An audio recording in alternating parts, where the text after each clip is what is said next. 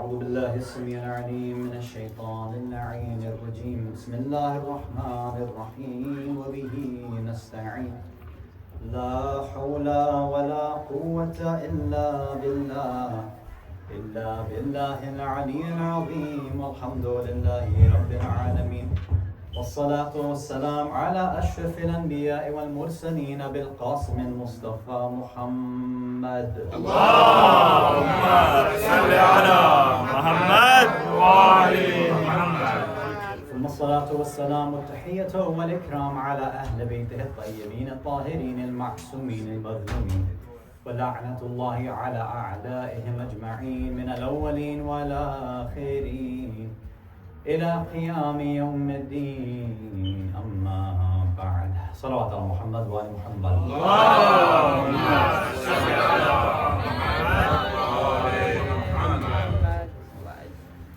Mu'mineen, mu'minat, brothers and sisters in Islam and Iman, Salamun alaykum wa rahmatullahi wa barakatuh. Wa alaykum assalam wa rahmatullahi wa barakatuh. Alhamdulillah, it's an honor to be here with you, mu'mineen, mu'minat, at the Al-Zahra Islamic Center here in Charlotte. It's my first time here, so I appreciate the kind invitation, your presence here as we celebrate the birth anniversary of the Imam of our time, Imam al-Hujjah, Ajjallahu ta'ala farajuhu sharif. Allahumma salli ala Muhammad wa ali Muhammad. Now, when we think about each and every member of the Ahlul Bayt, usually there's a few different questions or sometimes ideas that come into our mind, right? Whenever we think about, for example, Imam Hussein alayhi salam, we usually jump right to Karbala, right? Any issues or questions that we have around that. Even though his life, he had a life before Karbala, most of us don't really think about how Imam Hussein was pre-Karbala. Any aqa'id or theological question, any historical question we have about him, it's always going to be related to that. For example, when we talk about Amir al-Mu'mineen alayhi salam, usually our questions are about Saqifa, Ghadir, other historical issues in terms of what happened post-Ghadir, post-Saqifa, how he dealt with the Muslim Ummah that betrayed him, right? That's typically our questions as well. So with every Imam, typically for us, there's a few sets of typical ideas or questions that we have in our mind. And most times whenever there's a Q&A, or whenever somebody has a question for an alim, or they want to research something in a book about a certain member of the Ahlul Bayt, it's usually the same stuff. So the same thing will apply when we talk about Imam al-Mahdi, right?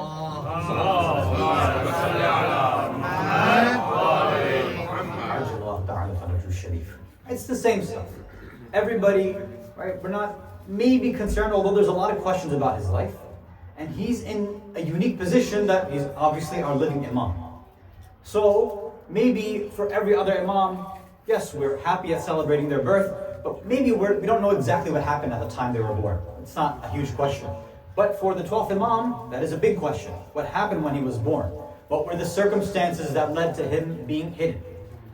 For others, the Imams that were oppressed during their times, we have questions, but they're very specific to some certain issues. For this Imam, for Imam al-Mahdi, there's also very specific issues regarding Ghaybat al-Sughra, what happened in that initial stage, why did he have these 4 specific nawa'ib and representatives, right? There's a lot of questions there too.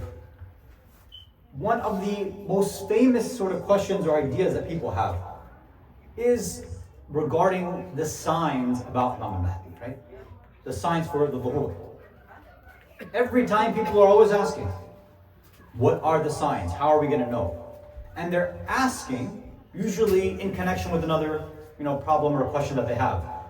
What do I do to prepare for the Dhuhr? What do I do to prepare for my Imam? How do I prepare for his arrival? Which is, a good question to ask. We obviously don't want to get caught off guard. If the Imam shows up tomorrow and I'm not ready, it's going to be a big problem. So it makes sense that we would want to ask that question. So then typically people will say, okay, so let me figure out what are those signs. So if I figure out the signs, then I know when I have to, speed up maybe my preparation, whatever it happens to be. So I want to explore some of that a little bit, because as an introduction before we go into our main discussion, inshallah. Salawat ala Muhammad wa ala Muhammad. Allahumma salli ala Muhammad wa ali Muhammad. first thing I want to talk about is this idea about the alamat, these signs. People say, okay, I've heard that there's going to be this loud call that's made, and everybody will hear. Or I heard that anybody who...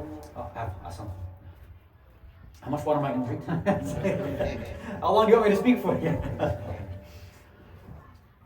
So, yeah, people have this, okay, the sky is going to change this color, right? The sun will start rising from the west and it'll set in the east. Well, is that what's going to happen?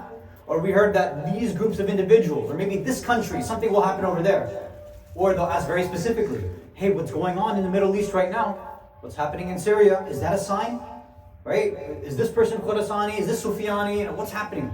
So people are looking to take, number one, figure out what are those signs in the first place. And then second, let me try to apply to something that's happening right now. I'm not joking. After, Daesh basically retook, Sham, after they retook Syria, then I had people messaging me saying, is this it? Is the Imam coming back now? Is this the final sign? Is that it? I said, no, calm down. It's not like that. We don't have to read into everything like this. But it talks about and speaks to something that's kind of we're looking for all the time. It's not a bad thing to ask questions about the signs, right? The points that we're going to go through, that's not what you should understand. There's nothing wrong necessarily with saying what are the signs, and learning them might be a good thing. But I want to talk a bit more about that philosophy, the aqidah that we have and why we're asking these signs in the first place. Right? Let me give an example. Let's say you have an important interview to go through, right? You're looking for a job, you're fresh out of college, you're, for any of you who remember that phase, some of you may still be in that phase. You're done, you're looking now, you're out of college, maybe you left a previous job, and now you're hunting, you've sent your resumes everywhere, and you're trying, you've been in and out. And maybe sometimes there's some positions that don't look good, or maybe there's some positions that are too far out of your way, and you're kind of holding out hope. And then once a good company with a good background, good pay, good benefits, okay, they've reached out and they want to call you in for an interview. You're excited, okay, good. So you want everything to go right? So I want to make sure that I'm prepared for that interview. Now, typically, let's assume that this person's interview happens to be at 8 in the morning, right? And they've got to make maybe 30, 45 minute hour drive. Now, that person, smartly, like most people might want to do, is, just in case they oversleep or something like that, they set an alarm, right? So they say, okay, I want to make sure that I have enough time, so I'll set an alarm for, I don't know, maybe 6:30, 7 in the morning, something like that, so I can get there on time, right? Logical so far. Now, that night before, right, it's no other different night, right? They get hungry, they eat dinner, they're up at night, maybe they decide, you know what, I'm bored, right? I'm gonna watch something. They jump on Netflix or something, start watching a new series, 2, 3, 4 episodes in because it's really interesting. And then they're like, you know what, that's enough of this. And they go lay down in bed and they're on their phone for another hour or so. Right? And then after all that, they're hungry again, so they go and grab another late night snack, and it's not healthy, it's probably some junk food. Then they go back into bed, back on their phone for another 30 minutes, 45 minutes, whatever, and then finally they go to sleep. It's probably 2, 3 a.m. now. Right? And let's say that's just how they normally do things. Now, when that alarm clock goes off, how important is it? It's obviously very important, but how beneficial actually is that alarm clock going off? Not really. Because that person's already, right, so tired, they've eaten late, haven't gotten good sleep. That alarm clock, there's a good chance they'll probably just end up sleeping through it anyway, right? And even if they do, let's say, wake up, sometimes you wake up, you snooze it a little bit, right, because you're still so groggy and tired, you snooze a couple times. And then finally, when your mind kicks in, you become aware, you look like, oh my God, I have to get ready. You get up. You grab your suit, you iron everything, you do all this, and you try to rush and grab your coffee, your chai, your breakfast, all this stuff. Now you're rushing and rushing and rushing. You drive there, you drive crazy on the highway, and now there's all this traffic. Everything now is going wrong. The night before, you were all in your mind ready to go. This is an important interview. But everything that you had done leading up to that interview was the worst thing that you could have chosen to do. So what good was that sign that was going off that morning, right? At 6:30 a.m. That alarm clock was useless. Hopefully you get the analogy. This idea about the signs, these alamat of the Imam returning and coming back for his zuhur, look, that's great. But the preparation doesn't happen because of that alama. because of that sign. Our preparation needs to be happening before that. A lot of us might think that when the Imam is ready to come and I start to see the sky changing color or whatever it is, okay, then I'll start to go and maybe I'll make sure that I can recite my salah correctly. Or maybe I don't even know how to do wudu properly. Maybe I'll go figure out about that. Oh, there's not too much research I've done in terms of Islamic history. Maybe I should go do that first. So all of a sudden, we think that just because we hear a few signs or see a few signs, we see something on the news, I'm just going to be a mu'min overnight. Do you think the people who were the companions in Karbala, they were built overnight? No, they were built over lifetimes and generations and generations and generations. You don't become a mu'min because of Karbala. You were already a mu'min. You were already ready for shahada, and that's how Allah guided you to Karbala. That's how the shuhada ended up there. You and I are not going to be like the companions of the Imams if we're just waiting for the sign to happen and then all of a sudden we start changing. So, is it okay to ask questions? Is it okay to find out about what the signs are? Sure. But it shouldn't be something that I'll wait for this to happen and then I can go and change my life around. Don't expect the Imam to come, sit on the minbar and say, okay, now let me see everybody's wudu, let me start teaching you wudu one by one. Let me make sure we can all pray salah properly. Let me make sure all the fighting that's been happening, we do away with that first. The Imam is expecting all of us are ready to say, labbaik. He's ready for us. He's waiting for us to just answer his call. It's not going to be somebody who is sleeping late, somebody who can't wake up in the morning. They're still struggling with Fajr prayer. They don't pray on time. There are issues with their wajibat. There are issues with muharramat. All these things. This is not a supporter of the Imam. Now, this is not me judging anybody. Right? We all have our struggles. We're all working on things, but we have to be realistic about it. We've heard over and over again. We know the Imam is seeing our deeds every single day, every single night. He sees what we've done. People ask, stuff is so bad in the world, why is the Imam coming back? Well, think honestly. If the Imam were right now to come back, do you think honestly, you and I would actually be able to support the Imam in the way that he wanted to be supported? The way that he needed to be supported? Beyond that, could we even recognize him in the first place? Because that's another question that we'll explain in a few minutes, inshallah. You can recite a salawat ala Muhammad wa Allahumma salli ala Muhammad. There's a lot of false prophets and imams that have existed throughout history. Even right after the death of Rasulullah sallallahu alayhi wa alihi wa sallam.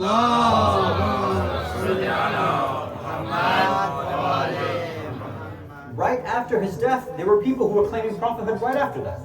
Famously, the story of Musaylama al-Kadhab, right? Musaylama. Somebody who said, he just basically started his own religion that, I'm a Nabi now, I'm a prophet, and I'm starting to change all these things. That's what he did claim. Right after the prophet died, he did all this, right? And it wasn't just one, there was multiple individuals who did things like this. You and I, if we know some bit of our history about the Imams, during the time of almost every single Imam, there was always somebody else who also claimed to be the Imam too. And more often than not, they happened to be from they would have been a Sayyid as well. They were also from the line of the Ahlul Bayt. Sometimes it was a cousin, sometimes it was a brother, sometimes it was an uncle, right? Another Kadhab, Ja'far al-Kadhab, right, for example. So, during the time of Imam al-Jawad, over and over again, the Shi'as are seeing all these people claim to be the Imam. And every single time, there were certain individuals who had enough iman, enough ma'rifah, enough knowledge where they knew this person's false, this is a liar, this is not Imam, this person has to be the Imam. Doesn't matter what their age is, what their skin color is, anything like that. Those who had ma'rifah knew who the Imam was, but many unfortunately didn't have that.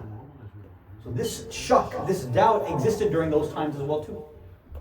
This was a problem. So there's going to be people who claim that they are the Imam. Right now, in this age, I don't want to mention names, I don't want you to go and do the research, but most people would know, in Iran, it happens constantly. In Iraq, it happens. Right after the U.S. invasion, random people stood up and said, I am the Mahdi. Created this army and went and attacked the Haram. Right? This is the stuff that happens, and somehow Muslims got confused by it. They took arms and they went and attacked the Haram. Amazing that Muslims can be confused like this. In Iran, to this day, there are people who come out and they say, I'm the Naib, I'm the Mahdi, and they get jailed for saying stuff like this, for spreading this kind of fitna. So, you and I have to be able to understand too. Okay, somebody comes, claims they're Imam. How do I actually know that they're the Imam or not? That's another thing that the alamat are not just going to tell me randomly either. If somebody just comes and says, I'm the Imam, they happen to be wearing a black imamah, for example, right? They dress, they look like what we think the Imam might look like. They come and maybe they read your mind, or he makes a fireball in his hand. I don't know, just some random powers like that. Is that going to be enough to convince us? Imagine if you have somebody like that who comes and claims they're Imam, and they say, okay, maybe some of us might get convinced, like, okay, fine, you're the Imam. They go and they step forward. Okay, it's Salah time. Can you lead Salah? They go and lead Salah. And as they're leading Salah, right? غَيْرِ الْمَغْزُوبِ عَلَيْهِمْ وَلَا الضَّالِّينَ. And many of us would be like, oh, there's no problem with that, right? The Imam might recite it like some of us do. That's not the way that it should be recited. But some of us wouldn't know that. And sometimes it's more important, if we want to recognize that capital I Imam, we need to start by recognizing a lowercase I Imam. That term Imam that we use, it's obviously, we use it typically exclusively for the Ahlul Bayt, obviously. But when we talk about the lowercase I Imam, right? Imam al-Jama'ah, somebody who's leading Salah. Sometimes we use the word Imam for somebody who ends up being a leader. Sometimes people use it for Imam Khomeini, Qaddasallahu Sirru. People have used it for Imam al-Khuwi, Imam Sistani. We can use it in different ways just for being a leader in general too, right? There's nothing wrong with that. But even for that, anytime somebody comes, sits on this minbar of Rasulullah sallallahu alayhi wa sallam.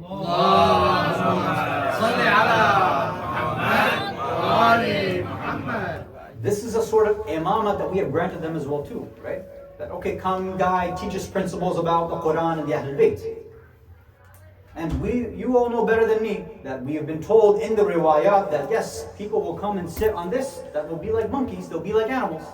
They will come and they'll take people away from the Quran and Ahlul Bayt, and they'll take them towards their own nafs, towards their own ego. Do you and I know how to figure those things out as well too?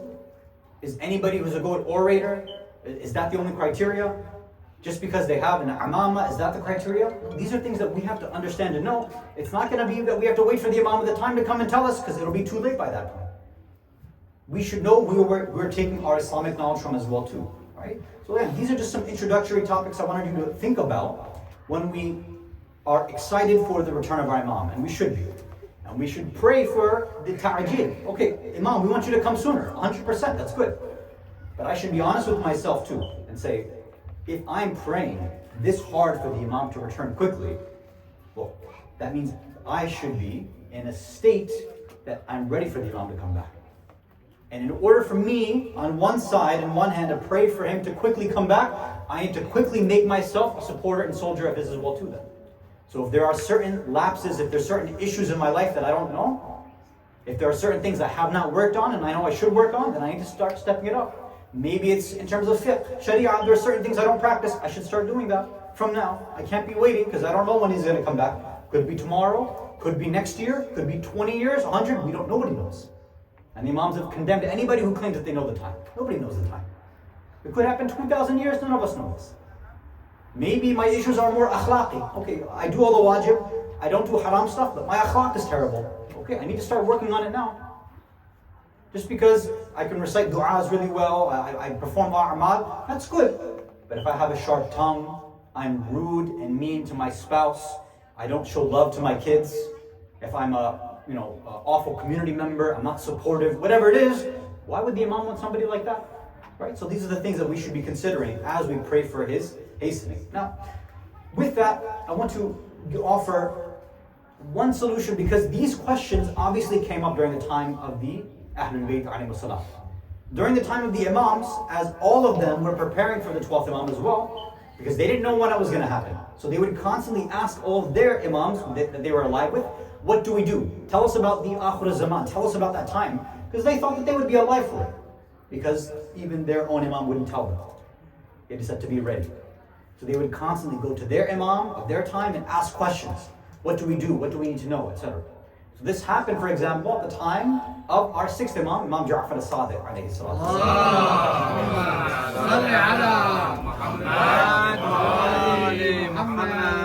So in one of the sessions with the famous companion, Zurara. Right? So Zurara is speaking with the Imam, they're discussing Akhir Zaman, this end of times, or the time when this final Mahdi, the Imam, will come back. And obviously in most of the riwayat, I'm not going to bring everything, you've probably studied it yourself, you know, It's known as a time of shak, of rayb, of doubt, of confusion. The Imams have said Shias will be in doubt, they'll be confused. They'll be imtihan, they'll be tested, they'll be fitnas. It'll be very difficult for them.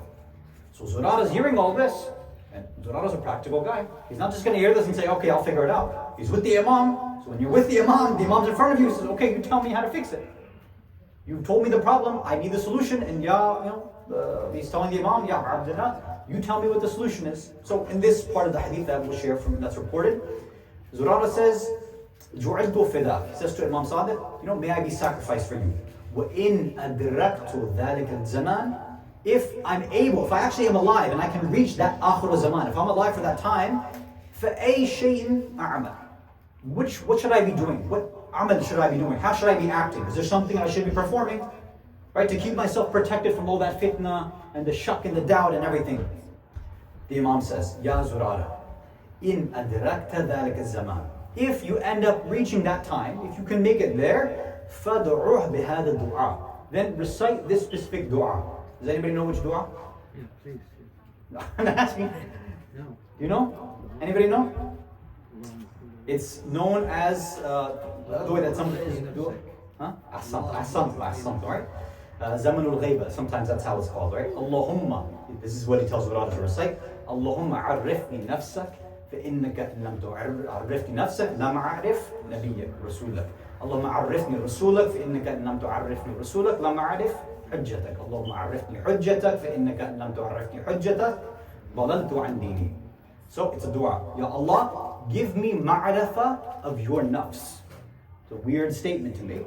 That's the dua. The Imam said, Ya Allah, give me ma'rifah of your nafs.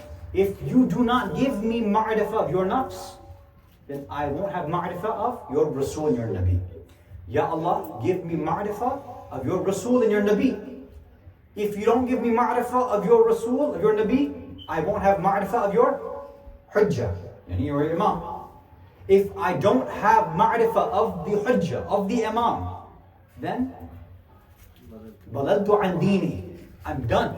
I have no deen. I'm completely, dalal. I'm in confusion and doubt, and I'm done with. Look at how this sequence has been set up. This dua itself, many of our ulama, our ulafa have written commentaries on this, right? Long commentaries, deep commentaries. Some of them have recommended that this is the type of dua that's recommended to recite after every single salah. Right? There's, Ayatollah Bahjat, Qaddasallahu Sirru, has recommended this dua. Ayatollah Jawadi Amali has said, for example, that this dua, this is a dars on Imamat Shinasi. This is what this dua is telling you. And we'll explain, inshallah, what that means in a second. Ayatollah Bahjat has also said that there is a sir, there are asrar, there are hidden secrets within this dua that Shias don't understand to this day. It's only a few lines, easy to remember, it's not too difficult, right? But there's a lot over here too.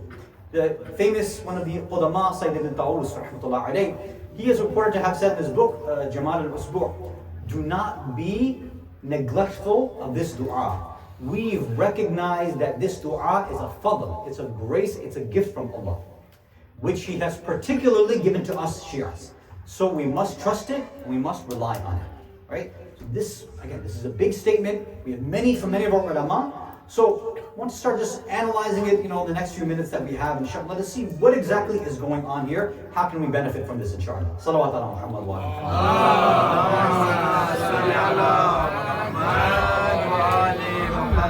ala. So the first thing that should hopefully catch our attention is the sequence of how this dua goes. What happens a lot of times as Shias, which there's different reasons for this. I don't want to go into the kind of socio-political reasons for why this happens, but we as Shias, we end up skipping steps and jumping right to, the end of the story. What are usul al-din? What are the usul? You guys tell me. Let's say, this is quiz time. What are the usul al-din? What are the fundamentals of our deen? Either you can put it in, there's either describe it as 3 or describe it as 5. First is Tawheed, then Adal, then Nubuwwah, then So I'm going to, technically the last one is Ma'ad, not Qiyamat, but that's a technical thing. I'll get back to that if I can in a second. So everybody knows the usul, right? Right? It's God, prophets, and Day of Judgment. Where God, He's a just God. There's prophets that come after Him. There's Imam that He sends down. Then there's Imams, and then we're judged at the end. That's it. That's the basic framework, the fundamentals of our deen. We all got that, right? We all learn it in our Sunday schools. Everybody knows this stuff. Most of us, in speeches, in lectures, and what we're interested in our religion, everything that we talk about relies on what? We don't talk about Tawheed that much. Nubuwwat, maybe for Milad al-Nabi, we'll talk about it right at that point. Or when it's the Shahada of Rasulullah, we'll discuss him a little bit. Ma'ad and Qiyamah, all that, I don't know. We don't really, some people don't even like talking about death at all. Even though we're supposed to do dhikr al-maut all the time and think about it and remember death, some people are like, no, I don't want to talk about it, right? You tell somebody, you should write your wasiyah, get your inheritance, your will, get that stuff ready. No, we don't talk about that. It's not a bad idea. As if you're going to invite Malik al-Maut in your house by talking about it. That's how it works, right? It's not Bloody Mary. That's not the way it works, right? For those who know what that is, it's an American cultural thing. Okay.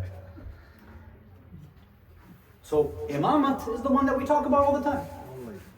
Always we talk. Now, there's nothing wrong with that, right? I'm not some muqassir over here. Don't put me in the wrong category. There's nothing wrong about it. We can always talk more about it. But what ends up happening is that imamat, in the words of the Quran and the Ahlul Bayt themselves, is that, look, that's the last step on this journey of ma'rifah. The reason why, throughout history, even us to this day, the reason why everybody has failed in their understanding of their imam, no matter which imam it was at which time. The whole point of Saqifa, all of this stuff was why? The reason they didn't have ma'rifah of their imam is because they never had ma'rifah of the Rasul in the first place. Right? Saqifa can happen if you don't understand Ghadir. That's the way it happens. You don't understand the importance of it. But the fact that there were people at Ghadir who came to Rasulullah, as reported in the Quran, who came to Rasulullah sallallahu alayhi wa sallam,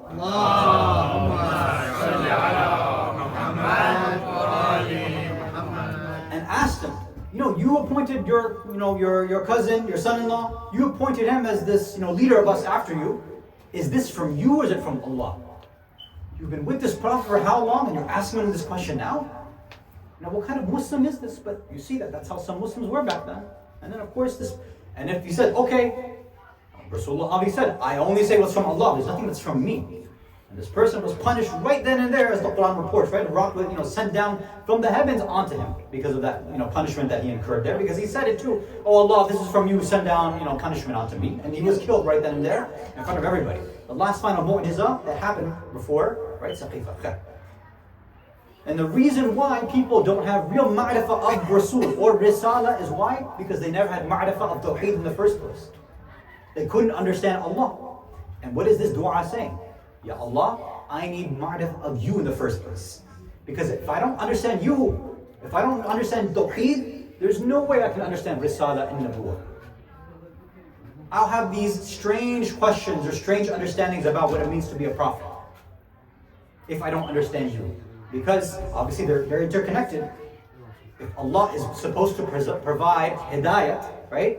Inna alayna lal huda. We provide hidayat. Okay, so if I understand what Allah is as Al-Hadi, the one who provides this guidance, He gives it to somebody. Well, what should that look like? Well, if I understand Tawheed, then I'll understand what that means in terms of a Nabi or a Rasul. Okay, if I fully understand Risala and Nabuwwah, and the job of a Prophet and Nabi, and that a job of a Prophet and Nabi doesn't end in terms of leading an ummah by themselves, and of course, every single prophet named a successor, then of course, if I don't understand that, then how can I understand the Imam after that? Right? So this is giving a basic sequence, and again, this is not just for general Muslims. Remember, this is Imam Sadiq alayhi salam telling Zurara. Zurara is not some joke companion. This is somebody who's teaching others, debating others. He's not some low, nobody.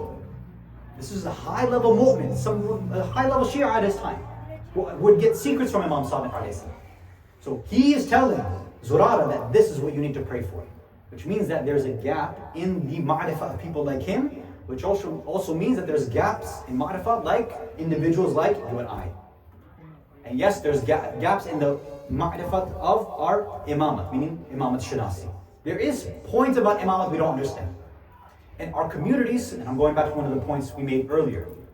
Right now, I don't know how many of you are aware of the different voices in the Shia world, all these new speakers that are coming out, books and ideas that are being put out there. Concepts that you and I have been raised with, that we have been inculcated with, that we have been taught since birth, and now there are speakers and institutes, people going around saying this is all a joke, this is shirk, this is kufr. Simple concepts that ulama have been talking about for generations, things like tawassul and shafa'ah, things like this. They're saying, no, that's not the case. No, that's shirk, it's kufr, it doesn't exist. Now, is there a debate about the nature of tawassul? Sure, there's an ilmi debate, obviously, but nobody's rejected it outright. Not even the majority of Ahlul Sunnah have not rejected the concept of tawassul. Only the extreme Wahhabi Salafi types amongst them, right? Sunnis accept tawassul as well. It's concepts like this, right? The ilm of the Imams, that's been questioned by some speakers now, all of a sudden. Some of them are saying, no, they're not, these special individuals, there's no isma there. They were just good ulama, that's all they were. Right? So this idea of ulama al-abrar, right? There's a theory that some of these speakers put out there as well too. There are some, even to some degree, forget imamat, to nubuwwat, they make a question, they put a question mark over there too. They say, the Prophet, all this stuff that he had said, I'm just telling you what this person said, not that this is my belief. That everything the Prophet said in the Quran, this is just something that he made up, it was just him, he got inspired, he wrote this stuff. And you know what? We get inspired in our age too. I have an aql, you and I, we are uqala. We have an intellect, we can reinterpret the Quran as we see fit as well too. Look, every single fundamental that we have is being destroyed little by little. Now, I don't mean to reply to there's a reply to every single one of these pieces of doubt, which I don't have time to do tonight, obviously. But all I'm trying to illustrate is that there are individuals who are coming, who are putting these ideas, and I'm going to communities, and this is happening.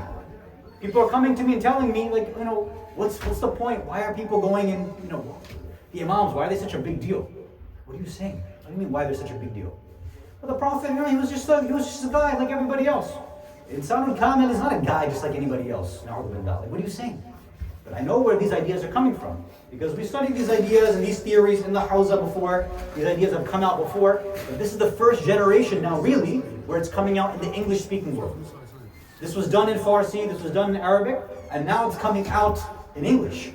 People are taking these ideas, and they're putting it out to people who have good intentions. They want to learn and study, which is wonderful. They're open-minded, which is a good quality to have.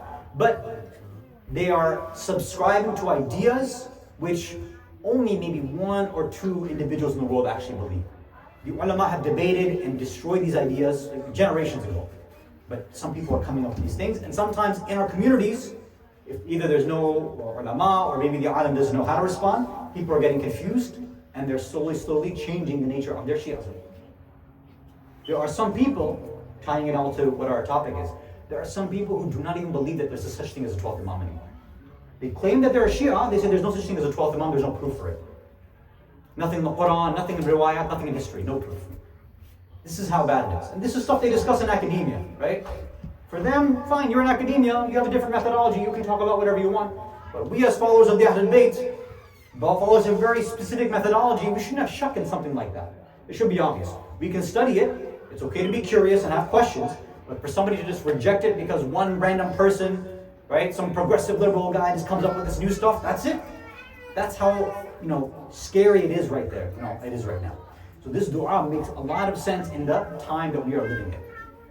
That Allah, we don't even have ma'rifah of your imam anymore, of any of the imams. And the reason we probably don't have that is because we don't have ma'rifah of your Rasul and any of the Anbiya and Mursaleen. And the reason we don't understand the prophets and the Mursaleen, especially our final prophet, is probably what? Allah, we don't even understand you. We have such a superficial understanding of Tawheed sometimes. The questions that we have, the issues. Again, it's good to have the questions, but we don't solve them a lot of the times too. There are communities that we go to where there are individuals who 50, 60, 70 years old, and they have elementary questions about aqaid. Simple questions about aqaid that should have been answered when they were 5, 6, 7, 8 years old, and it wasn't answered then. And it could have been because maybe their parents, or maybe the alim, or whatever person was there, the sheikh, imam, whoever it was, said, no questions are allowed, don't ask questions. Which is obviously completely antithetical to the Islamic way. We're supposed to research and ask questions and be curious. That's what we're supposed to do, right? Miftah al-ilm, as-su'al. The Imam said that the key to knowledge is su'al, is asking questions. It's okay and it's encouraged. It's Islamic to be curious. It's good to do that. But what's un-Islamic is when somebody comes and says, no, no, don't ask questions. We don't talk about that. That's not allowed. Usually the reason somebody does that is because they don't have the answer and they're ashamed. I mean, I knew when I was growing up, this happened unfortunately too. I would ask a certain, whether it was a zakir or an actual alim, it's debatable obviously. Somebody who came and was speaking on the minbar, and I asked him questions about Tawheed. I asked him questions about the nature of the Imams, about Ghaibah, Barzakh, different things. And many of them didn't have answers. They would say, no, no, no, just leave it alone. There are Muslims becoming atheists now because of stuff like this. Because they're not having their questions answered. So we need to encourage that curiosity. Because that curiosity, especially curiosity in Tawheed, learning in Tawheed is what will propel us towards Nubuwwah and gives us more ma'rifah than towards our Imam. Let me share with you a beautiful hadith from Amir al-Mu'mineen, Ali ibn Abi Talib alayhi salatu wasalam.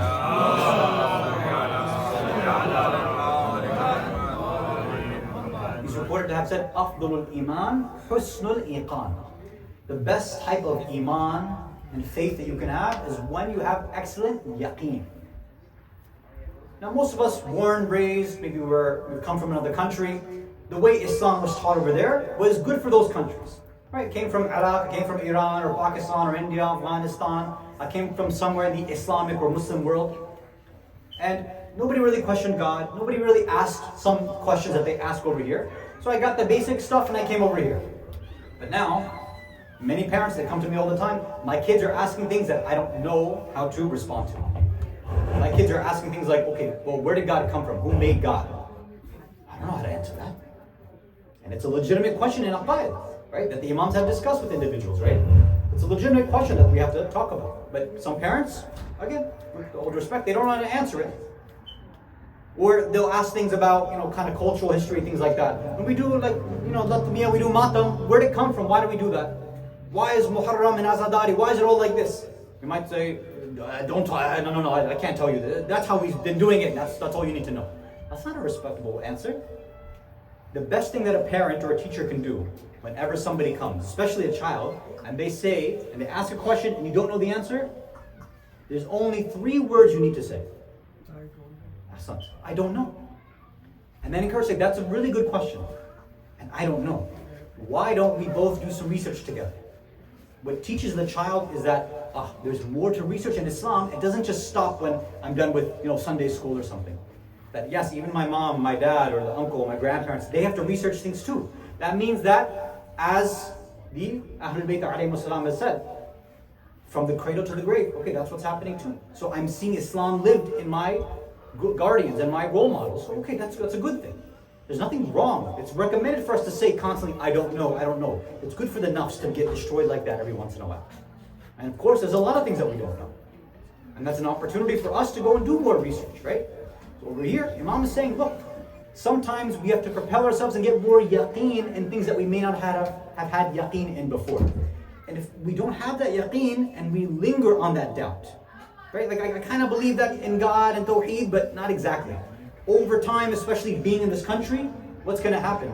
It's going to erode and go away and away and away. Somebody comes to me at work, somebody comes to me at school.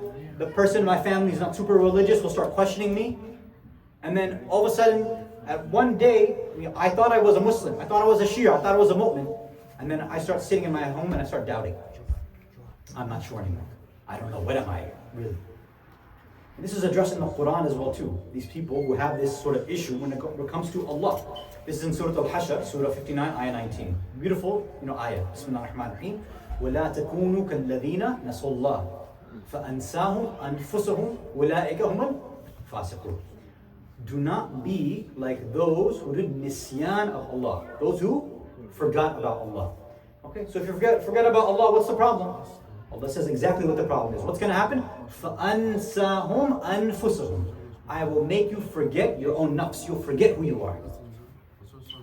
If you forget what you are and who you are, what's the next conclusion? أُولَٰئِكَ هُمُ الْفَاسِقُونَ. If you don't know who you are, you're just going to start breaking rules, rebelling against Allah. Nothing will matter to you anymore. What's happening in our society right now? So-called Muslims, non-Muslims, whatever it is. Everybody using these terrible devices that we have, right?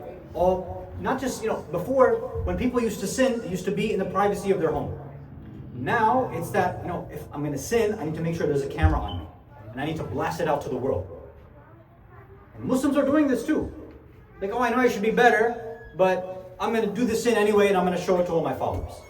Like, this is how bad that it's got. That's what fisq is. Fisq is that I don't care anymore. I'm just rebelling against everything. So Allah, if we reverse engineer this ayah, it's very simple. What Allah is giving us this formula. When I'm sinning, and it's not just for people that, sometimes we judge others. I have fisq in me as well. Sometimes I rebel against Allah. I'm not perfect. There's something that I have to fix. Why am I doing this? Why? Well, Allah says, because I made you forget about yourself. Well, okay, Allah, how did I forget who I am? How did I forget my identity? Well, it's simple. Nisyan of me. Allah says, you forgot about me. You forget me, then you forget yourself. You forget yourself, you'll just do anything. Whatever the society tells you to do. Why do you think that there's such an identity crisis in this society right now too? When I was growing up, the identity crisis was one thing. When I was in college, it transformed into something else. Now, it's a whole different thing. When I was growing up, I don't want to give away my age, but I am pretty old. I don't look it, but I am pretty old. Nobody was really doubting, gender. They weren't really doubting basic things. But now you have kids, especially when they go to public school. Oh man, public school. People who go to public school and they're, affected by this, or they watch certain things on social media. You have, in the morning, you send your son to school, and in the afternoon they come back and they say, well, now I'm your daughter. And then at nighttime they say, well, now identify as a toilet, right? This is the kind of stuff that's happening in society. People have no idea what they are anymore. And it's okay, you can find people who will support you online for all of these things too. People who bring, litter boxes to class, I'm a cat. This is a joke to us, but there's seriously people who are dealing with these problems. And society is encouraging this, unfortunately. And these things will creep into our centers, unfortunately, too, if we don't take care of it, right? So this is a major example that's happening in society right now. Okay. So Allah's saying, don't forget about me. Okay. You're saying, how did I forget about Allah? I come to the programs, I recite dua, I try my best to recite salah, I do dhikr once in a while, good things happen, I say alhamdulillah, mashallah, I do all of that stuff. Doesn't that make me remember Allah? Isn't that it? But what's happening is something a bit deeper, right? And I'll just end with this because I don't want to go on too long. What's happening is momentary points of identity loss. What do I mean? Let's recite a salawat ala Muhammad wa Muhammad.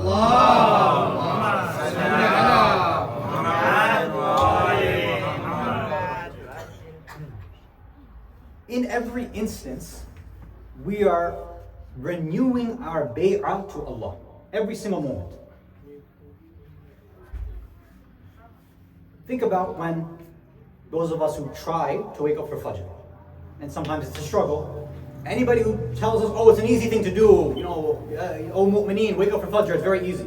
No, it's not, right? I still struggle. It's a difficult thing to do, right? Unless you are those random, exceptional morning people, then good for you. But most of us, I think, struggle with it. It's not easy to wake up that early in the morning, to have energy, to have concentration, presence of heart. It's not an easy thing to do. And it's supposed to be a bit of a struggle, right? That's what makes it, beneficial and has a value to it. Okay. So what happens sometimes, especially those of us who have to wake up early for work as well too. So what happens sometimes is we try to go to sleep, alarm goes off for Fajr, and sometimes, right? Now, when I went to sleep, I believed I was a Muslim. I believed I was a mu'min. I believed I was a Shia. Allah, I believed in you, right? Allahumma bismika amutu wa ahya, right? Maybe before I go to sleep. Allah, I remember you, I'm a Muslim. But when that alarm clock goes off, now that tawheed, that existence of Allah is up for grabs. The alarm goes off, and what's really happening? It's not like I'm saying, Allah, I don't believe you exist, and you shut it off. No. It's saying that, okay, Allah, I know what you want right now. You want me to wake up. You want me to turn off the alarm, to get up, go make my wudu, and then start my salah. I know that. But you know what, Allah? I'm tired. I didn't get good sleep. And you know what, Allah too? I've got to wake up in like an hour for work. If I'm groggy, I'm not going to function properly at work. And if I don't function properly at work, my boss will notice. And if my boss notices, I won't get that promotion. I won't do well in my evaluation. Or maybe I might get fired. And if that happens, then that risk that you wrote for me, I won't get that. And if that happens, I can't, you take care of my family. But Allah, you told me to take care of my family. So I think I'll just snooze and go to sleep and miss Fajr. That's that quick rationalization that happens, right? As we're snoozing that. It's simple. I'm tired, bus. Right? That's enough. Khalas. But what's really going on is that Allah, I hear you, I see you, I'm going to put you aside for a second. Right now, my own nafs has its own ideas. It's as if we're saying, Allah, you don't even exist to me at this moment now. It's only me and my own nafs and what I want and what I need. I need sleep. That's what I need. So your irada, your request is put to the side. You're secondary, if you even consider. And anytime Allah is put secondary, it's as if He doesn't exist then, right? How can you call that an Allah if He becomes secondary? That's these moments of shirk or kufr or whatever you want to call it. That's where we're saying, Allah, literally, forget you. That's what we're doing. That's one example. An example where some of us, we have trouble controlling our language. Sometimes it's language we shouldn't be using, right? Hopefully we don't do this in front of children and things, but sometimes we let it slip. Or we use it in weird instances. In that moment, and in my mind, subconsciously, I know what Allah wants me to say. I know what I shouldn't be saying. At that moment, stubbed my toe, I hit my elbow on something, somebody oppressed me, they did this. I said, Allah, I know what you want me to say, but you know what? Sorry, you don't exist for a second, because I want to choose from this bank of words that I really like to say. Right? And it's me mazay. I enjoy speaking like this. So I'm going to use these words instead. So it's not like we don't know what Allah wants. We do. We said, you know what, Allah? It's almost like we cover His ears. It's like, don't look right now. Get out of here. Because I want to do what I want. That is what's happening with this nisyan, with this identity loss that we have. And there's reasons for why we've gone through this, but remember we're out of time here, so I can't go through all that. Maybe inshallah we can go through it some, if Allah gives us tawfiq another time. But the solution, hopefully, that we can leave off with this is that when the Imam is teaching us to have ma'rifah of Allah, first and foremost, that means that, you know what, I need to take a step back and figure out, do I truly have a relationship with Allah or not?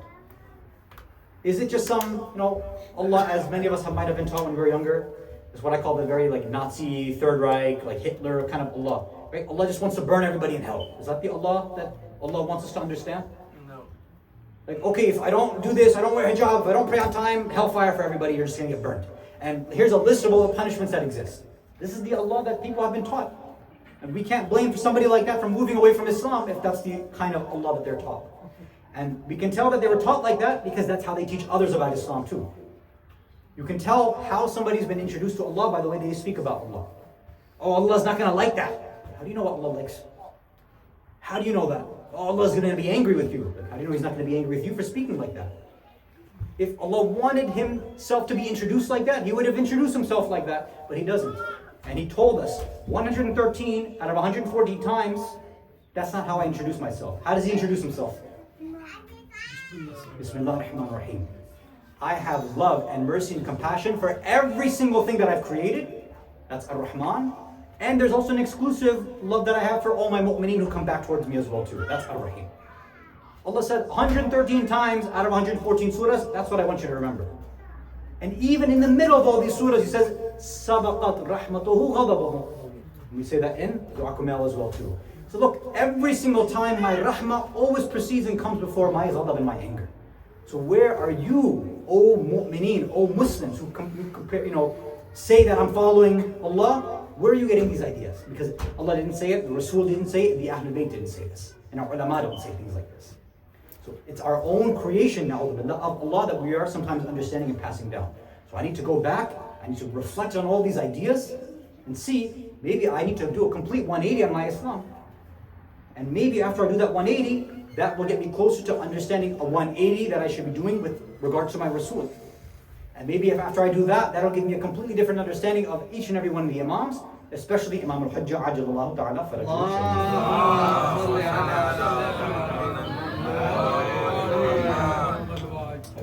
So technically I wasn't given a time, I think, but I want to stop now because it gets too long and then I have to read the room. I think everybody's yawning, everybody's on their phones, so I have to get off now too. Okay. Before I go, just a few quick short announcements if you give me if it's okay. So first and foremost, alhamdulillah, I wanted to thank all of you for Allah primarily, and then to all of you for your attendance, for putting this program together, for all of the volunteers, everybody who sacrifices their time, who comes to programs like these. These things only happen because of those who keep these programs going. They don't happen by themselves. There are some individuals that you and I see, because they serve or they cook or they clean, they do all these things. But there are many individuals behind the scenes, right? It's a small community, so I don't know how much behind the scenes there actually is. But there are always individuals who are doing things and only Allah knows the reward. So we thank people like this who are helping these programs out of love for Allah and the Ahlul Bayt to keep these programs together. So I personally thank everybody who put this program together. I thank you all for your attention in coming here. If there was anything that was said in this lecture tonight that was beneficial, all khair comes from Allah, and we thank Allah for that benefit. If there was anything that was said which was incorrect, it was misleading, it wasn't explained properly, or there was something left wanting or triggering, whatever happens to be, anything like that comes from me. So I ask for your forgiveness. If there's a way that I can clarify it and fix it, then please come to me, ask me. You can get my information afterwards. You can get it from any of the board members, like Haji Abu Ahmad, for example, or anybody else. And then hopefully you can give me the chance to try to explain more or correct it, inshallah. And hopefully you do forgive me as well. And last thing as well too. So this, I don't know if you guys have seen this before. It hasn't really been advertised. So most of you who have kids or understand all the different books that are written by Shias, for Shias that are out there, like Kissa Kids and things like that, right? There's now, over the years, many different publishing companies. So far, as many of you may have noticed, there are books for kids who can read, or for toddlers and things like that. But there hasn't been ones for newborns or infants. Like in the non-Muslim world, there are babies' first words, right? They have many board books like that. So there hasn't really been something like that for Shias. So one of my colleagues from Qom and his wife, they got together years ago and they put a set of board books together called Baby's First Words. So it's called Let's Learn with Yahya, and it's based off of his son. So in this set, there are 5 different board books with 5 different topics, right? Clothing, travel, good deeds, occasions, and things. So they're either words or phrases, and all of them have, for example, something related to, something that you and I would want to teach our kids at an early age, right? So for clothing, there's like, hijab, chador, amama, things like that. In the occasion section, there's Arba'een, there's Muharram, 15 Shaban, things like this are mentioned. With illustrations, right? Nice color-coded illustrations as well too. So the family or the individuals who put this book together, they basically shipped all the books to me, so I basically distribute them in the U.S. So normally when somebody orders them, there's usually a shipping cost that goes with them as well too. What I try to do is whenever I come to a community, especially for the first time, I bring a few copies with me to save mu'mineen who are interested, the shipping cost, right? That's it. So this whole set, as it's wrapped here with these 5 books, it's $20. If anybody's interested, you can let me know, inshallah ta'ala, and then we can, again, I only have 10 copies with me, right? And that's it afterwards. Again, thank you so much for your attention.